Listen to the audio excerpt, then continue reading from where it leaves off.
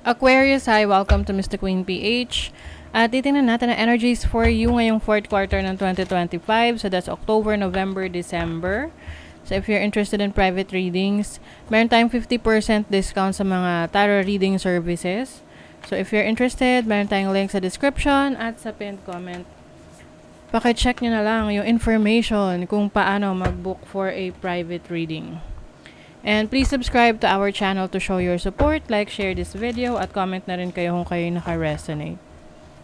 Paalala lang, reading na to ay general reading, so maaari kayong makarelate, maaari hindi. Just take what resonates.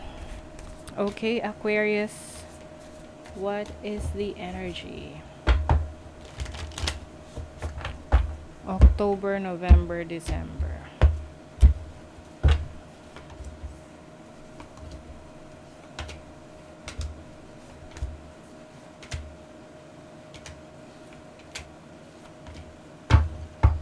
Bottom of the deck is the King of Pentacles.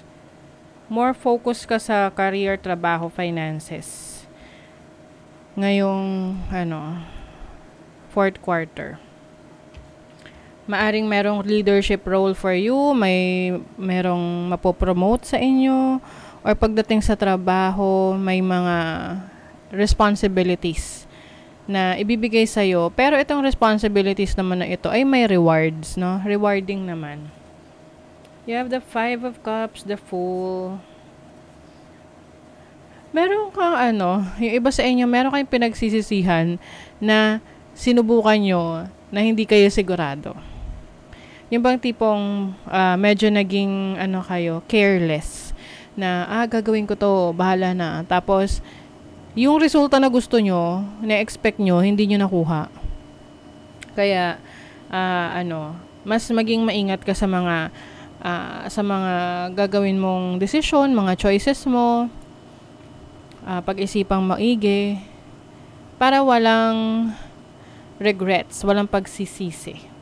You have the Six of Wands, Ace of Swords. Meron kang magandang idea na magbibigay sa'yo ng success. So, I suggest gawin mo na yan ngayong fourth quarter, whatever this is. Yung iba sa inyo, this is about being seen. Kumbaga, mas nakikita ka ng mas nakakarami. Pwedeng content creation, social media, or yung bang mas mas public yung iyong trabaho or career, or yung iyong focus. Pwedeng public servant, or yun nga, social media, content creation, or meron kang idea sa business na gusto mong subukan. Some of you, maaring maraming, dadami yung followers, subscribers, kung kayo ay nasa social media. Maraming makaka-appreciate sa inyong galing, sa talento nyo, and sa knowledge na sinishare ninyo. You have the Devil, the Queen of Swords. So, you are, cutting off connections na toxic. Any unhealthy habits, tinatanggal mo na yan sa buhay mo. Yes, you are freeing yourself. Kasi alam mo na kung anong best for you eh. Alam mo na kung saan ka mas mapapabuti, saan yung hindi nagiging okay sa'yo. Kasi you have learned your lesson. May natutunan ka dun sa naging bad choice mo, or mga mistakes mo in the past. So, overall energy is the Tower. This is major change. Medyo chaotic na change ito para sa iba sa inyo. This can be challenging, no? Pero, it is meant for you to learn, and, kumbaga, mas magiging matibay ka, no? Becoming a stronger version of yourself. And kahit na ganito, may mga taong makakasama ka rito. People who support you, who believes in you, andyan sila. No? So, hindi ka nag-iisa sa laban na to. Yan. And then, your challenge, the Seven of Wands, yun nga. Maari kasing, since you are someone na very public, marami nanonood ng creations mo, or ng mga videos mo, whatever you do online, or kung ano man yung artwork mo, yung job mo, career mo, or yung reputation mo. Meron at merong magkikriticize sa'yo. Kasi nga, ang mga Aquarius, medyo futuristic ang energy nila. Oo.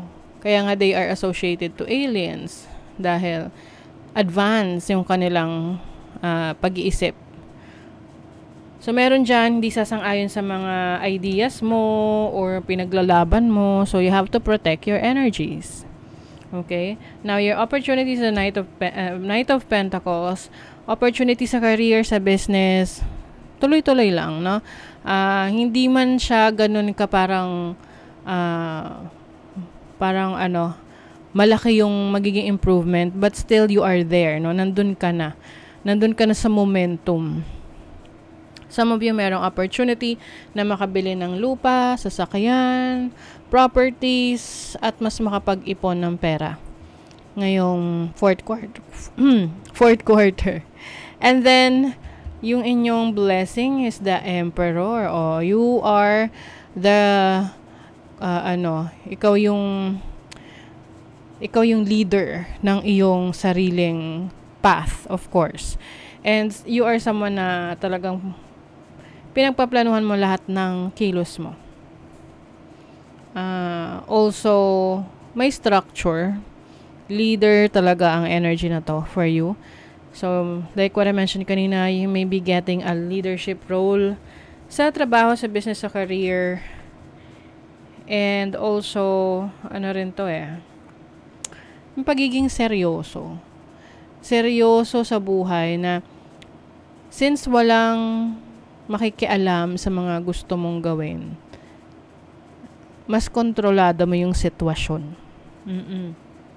And you will also protect your energies. Hindi mo hayaan mapakailaman ka ng ibang tao. Mga decision mo.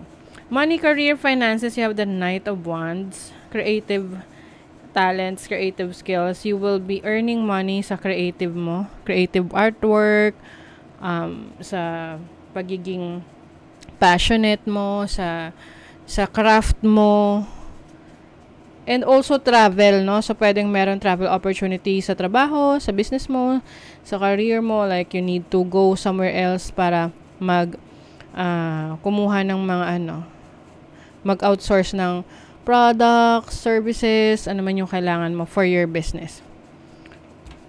And then, yung inyong love life, you have Temperance, may hinihintay. Sino hinihintay mo? May hinihintay ka na magsusorry sa'yo. Oo. I think also gusto mo na rin naman na magkaroon ng closure kung ano man tong naging problema or issue ninyo. But you have to be patient kasi pwedeng it might take a while, no? Pwedeng kailangan mong maghintay ngayong fourth quarter. Pwedeng next year na yan. Next year na yan na magsusorry sa'yo or makikipag-usap sa'yo. And Temperance is also about healing. So, kung ano man yung kailangan mong i-work out, ayusin sa sarili mo, you just have to be aware, no? Alam mo lang kung ano yung nakakabuti sa'yo, alam mo yung hindi, and, let go yung mga hindi na helpful sa buhay mo. Now, for energy ng October, King of Wands. Entrepreneurial energy to. So, pwede may papasukin kayong trabaho or creative na career ngayong October, or kung nandyan ka na sa creative, mas lalo kang sisikat, mas lalong dadami yung mga admirers mo or yung mga taong naglo-look up sa'yo. Travel opportunities din. And then, November is a time para magpahinga, no? Yung take a step back and slow down. Syempre, kung medyo naging busy ka, kailangan mo ring mag-recuperate, no? Kailangan mo ring mag-recover, no? And dun sa recovery na yan, you will realize a lot of things. Marirealize mo yung mga decisions mo in the past, ano yung mga naging epekto nun sa'yo. So, mas nagkakaroon ng kaliwanagan ng isip, malawak na pang-unawa, and even spiritual awakening, no? So, itong November for you can be spiritual and also a time for silence, a time for peace, and also taking care of your needs and healing. And then, December, King of Swords energy. December also is ano rin, ah, ano kasi to eh, you are stepping into your own power. You are confident, no? Confident ka sa sarili mo and you don't care.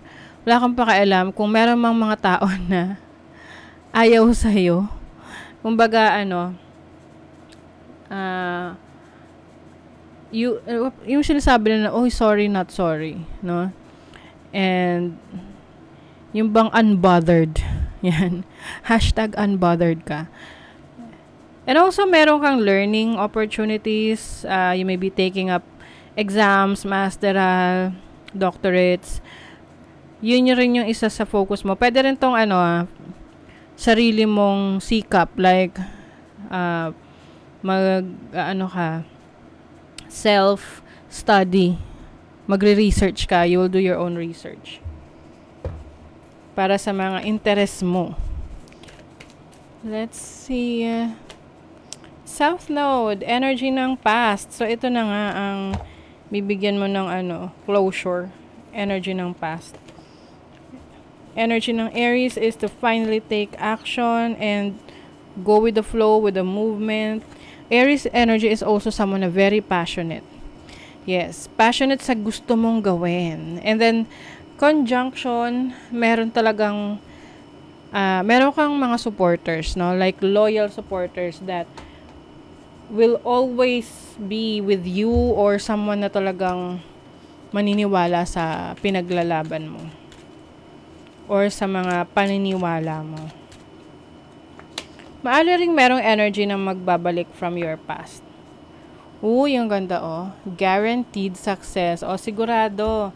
Meron kang success na may experience, matatanggap. Like, mga goals na maa-achieve mo ngayong fourth quarter. 'di ba?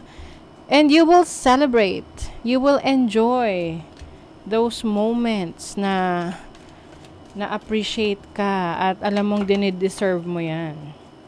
Increase your efforts if you want to achieve your goals. Yes. So, importante rin, aware ka dun sa mga bagay na kailangan mong gawin, yung mga efforts na kailangan mong i-exert. Ayan, lumabo. Okay, ayun. And then, feeling tied down and frustrated. So, there are times na, yung bang parang ikaw rin mismo ang nagbibigay ng pressure sa sarili mo because you want to be better than who you were a month ago. So, mas nagiging ka rito, competitive sa sarili mo. Yung nga lang, maaring mas ma-frustrate ka or mas ma-pressure ka. And also, meron din ditong maaring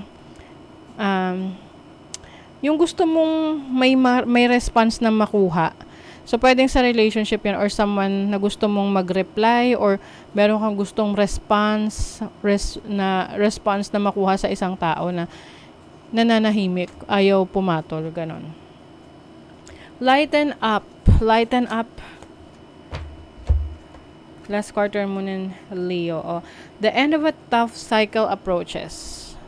So, ano man yung mga challenges na yan, no? Ngayong fourth quarter, unti-unti yan, natatapos na yung mga problema. Kaya, mas maganda na yung energy mo. Mas lighter yung energy mo. Dahil nawala na yung bigat na experience mo. Okay? So, that is your reading, Aquarius. Thank you so much. See you again.